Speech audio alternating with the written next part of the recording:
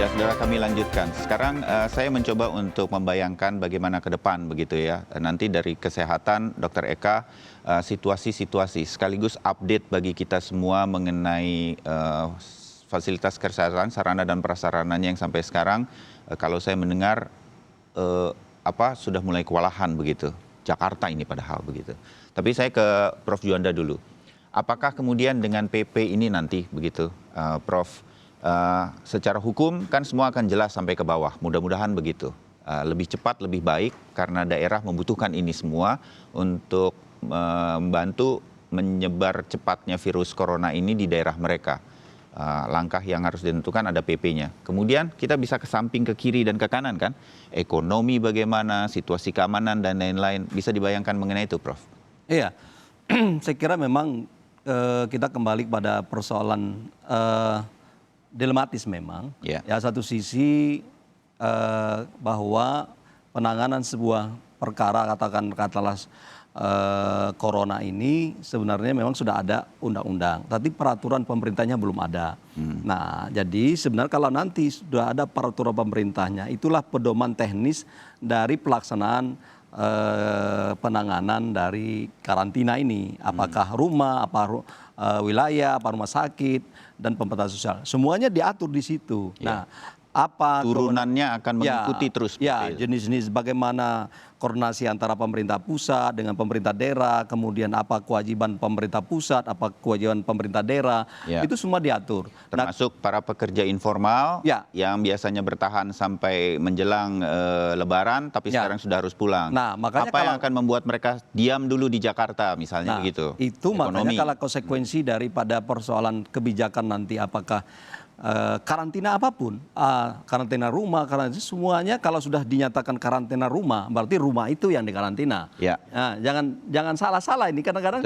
Nah, kemudian kalau karantina wilayah, berarti wilayah misalnya DKI. Nah, DKI itu seluruh ini bahwa kalau sudah ada kebijakan begitu, maka konsekuensi memang ini yang jadi masalah. Saya lihat lebih condong analisa saya bahwa pemerintahannya agak lambat persoalan ekonomi. Jadi harus ditanggung oleh pemerintah ketika menyatakan bahwa ini akan terjadi begini, keputusan misalnya karantina wilayah misalnya. Maka seluruh di wilayah yang dikarantina itu maka adalah kewajiban pemerintah untuk menanggulangi tentang persoalan kehidupannya sehari-hari misalnya.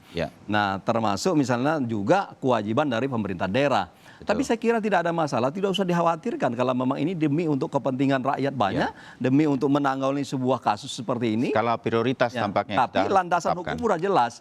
Nah, jangan sampai terjadi seperti sekarang ini, memang ini yang ditunggu-tunggu. Makanya saya sarankan bahwa untuk supaya tidak terjadi seolah-olah pemerintah daerah melanggar atau tidak patuh kepada pemerintah pusat atau satu langkah lebih dulu tanpa izin dengan pemerintah pusat misalnya. Makanya cepatlah keluarkan peraturan pemerintah, apapun tidak perlu sempurna lah, yang penting pokok-pokoknya saja, yang penting ada hal-hal yang mendasar yang menyangkut persoalan bagaimana pelaksanaan dan prosedur dari penanganan corona ini. Nah, saya kira itu selesai, maka baru saya kira semua wilayah. Dan wilayah itu sebenarnya tidak semua harus melakukan karantina wilayah, Pak Dokter.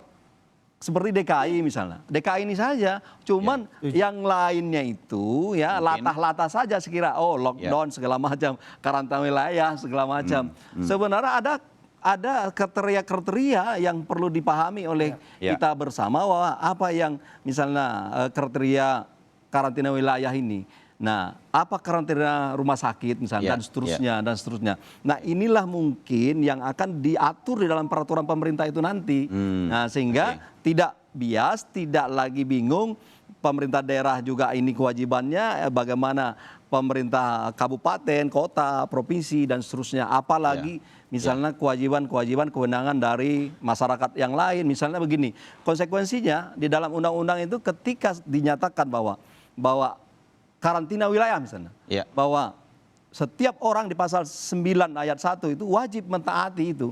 Nah, konsekuensinya kalau tidak dipidana 1 tahun ancamannya. Itu juga jadi penting. Juta. Sehingga kemudian orang bisa disiplin tidak lagi berupa himbauan untuk stay at home atau berada di Nah, rumah. itu harus sanksi tegas. Karena ada PP ini juga jangan sampai kemudian dilupakan. Saya nggak mau jauh-jauh ingat sampai bahwa ke daerah.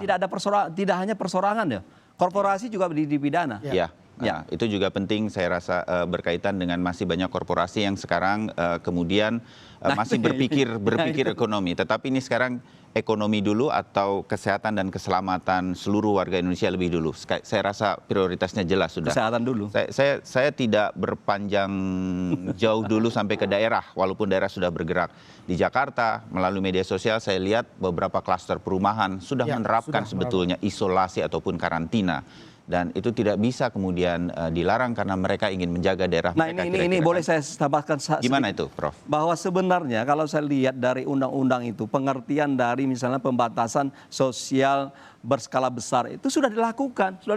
Contoh misalnya meliburkan sekolah, menyatakan bahwa ada beberapa kegiatan instansi, kemudian bekerja, masalah belajar, keagamaan dan beribadah di rumah. Itu sebetulnya sudah dasar. Sudah dilaksanakan, sudah termasuk kategori pembatasan sosial berskala besar. Kalau sekarang masih belum banyak ditaati, maka keluarkan PP sehingga semua jajaran termasuk keamanan bisa bertindak sudah makin jelas. Itu. Apa punishment-nya kalau melanggar dan lain-lain. Persoalan itu, Mas Bayu, soal memberi sanksi kepada seseorang itu tidak harus menunggu PP, asal dinyatakan oleh pemerintah bahwa ini karantina wilayah misalnya, atau pembatasan sosial berskala besar misalnya. Nah, konsekuensi sudah dinyatakan oleh pemerintah, maka kewajiban dari setiap orang, warga negara, korporasi untuk mengikutinya. Ketika tidak diikuti, terapkan undang-undang itu, di situ ada penyidik, ada PPNS-nya tentang kesehatan, itu sudah ada alat perangkat hukumnya. Oke, berarti sebetulnya sudah bisa jalan. Sudah bisa jalan. Oke, Prof. Mudah-mudahan ini makin mendorong ke sana dan semakin lebih jelas. Dr. Eka, saya kembali ke Anda. Dalam kajian PAPDI, dalam kesimpulannya, kalaupun disampaikan di situ, saya catat sedikit di sini. Bagaimana kemudian kita bisa putus rantai inang begitu dari virus ini dengan berbagai cara. Jadi sumber virusnya. Kalau Jakarta kita sebut sebagai epicentrum. Tadi Prof mengatakan, saya langsung ingat dari kesimpulan ini, bagaimana kemudian kalau Jakarta, ini ID sebetulnya sudah beberapa kali menyampaikan juga, Jakarta harus dibatasi. Orang keluar dari Jakarta dan orang masuk ke Jakarta, segera batasi. Sejak awal itu sebetulnya sudah ada. Ini yang mungkin akan coba dilakukan oleh pemerintah. Jakarta kemudian harus berjibaku sedemikian rupa, sementara di daerah, jangan semua daerah kemudian harus berjibaku seperti Jakarta, terutama dari tenaga medis, fasilitas kesehatannya. Kira-kira itu yang bisa kita bayangkan yang ingin kita capai sebetulnya. Ya, jadi tepat sekali Mas Bayu. Jadi seperti tadi Prof sampaikan, sebenarnya kita sudah melakukan ini. Ya, tadi saya bilang inangnya atau hostnya itu kan manusia. Beda dengan DBD nyamuk gitu, yang kita perangi nyamuk. Tapi ini kita nggak mungkin memerangi manusia. Yang kita bisa adalah membatasi gerak manusia supaya tidak saling bertemu, tidak saling menularkan. Nah ini makanya kami sebutkan memutuskan host atau inang ya penyebarannya dengan berbagai cara. Artinya apa? Masyarakat sendiri bisa melakukan. Diri kita sendiri diam di rumah, cuci tangan yang tadi yang sudah disampaikan ya, pakai masker dan lain sebagainya sudah dilakukan. Lingkungan masyarakat itu juga sudah bisa lakukan sama-sama ya. Beberapa masyarakat sudah membuat simulasi-simulasi secara gotong royong. Kita punya sifat gotong royong. Memang ekonomi sangat ditakutkan dan itu saya serahkan ke para ahlinya lah, undang para ekonom, insentif pajak, insentif apa perusahaan segala macam bisa dilakukan ya dengan pengalihan APBN dan segala macam. Itu tapi bukan urusan saya tidak mau bicara itu. Tapi saya lihat sendiri dengan mata kepala saya, Prof, di kompleks saya aja, di perumahan saya gitu ya, itu sudah diatur. Daerah mana itu? Di daerah Ciracas, Jakarta Timur. Ya, itu masyarakat tuh, ibu-ibu udah mengatur. Yang pergi datang ke hari ini mau belanja daging, tukang daging dikontak, siapa yang pesan, datang tukang dagingnya. Jadi cuma satu orang nganterin ngedrop, uang transfer. Sayur, siapa yang butuh sayur, list, tukang sayur datang, gini. Dan tukang sayur itu juga kita deteksi dulu di gerbang semua segala macam. Artinya apa? Gotong royong, ekonomi saling berbagi. Kita bisa menggunakan apa? PKK, posyandu, masjid, gereja untuk bisa memberdayakan masyarakat. Gitu kalau pemerintah takut sekali dengan ekonomi seperti itu.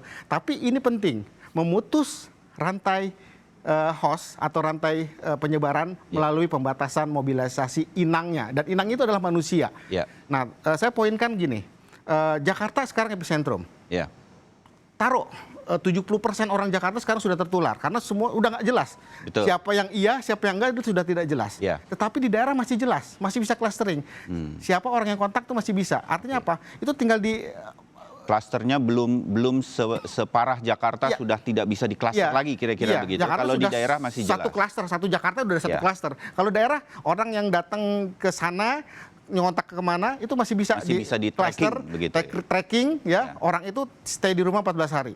Gitu. Nah, ini yang kita harus selamatkan daerah. Jakarta, kalau saya bilang jangan Jakarta, Jabodetabek. Karena Jakarta sama Bogor, Depok itu tidak bisa dipisahkan gitu. Ratusan ribu orang, jutaan orang. Warga Bekasi, warga Depok, warga Bogor, banyak yang bekerja di Jakarta dan kemudian kembali lagi. Jadi Jabodetabek, kemudian kita coba karantina wilayah misalnya, keluar masuknya anggaplah ini sebagai satu klaster dibatasi dan kemudian semua fasilitas kesehatan dan sarananya berjibaku di sini. Mati-matianlah kita di sini. Jadi saya sebagai tenaga medis ini. Beberapa dokter yang kemari selalu mengatakan kalau tidak ada semacam upaya pembatasan host atau inang virus ini, maka fasilitas sarana semampu apapun, secanggih apapun tidak akan mampu menampung pasien.